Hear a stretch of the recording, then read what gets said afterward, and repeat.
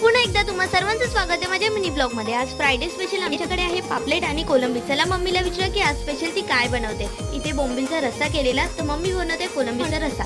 हे सगळे आहेत इंग्रेडियंट्स। पहिलं तेल टाकायचं, मग कांदा व्यवस्थित मिक्स झाल्यानंतर त्याच्यामध्ये टाकायची आलं लसणाची पेस्ट, ते पण व्यवस्थित मिक्स करायचं आणि मग त्याच्यामध्ये टाकायचा टोमॅटो आणि कांदा व्यवस्थित मिक्स झाल्यानंतर त्याच्यामध्ये टाकायची थोडीशी कोथिंबीर टाकल्यानंतर थोडं मीठ, हळद, मसाले आणि व्यवस्थित मिक्स करून घ्यायचं। आणि ह्या वाटणाची रेसिपी यूट्यूब चॅनलवरती आहे, तर तुम्ही जाऊन बघू शकता।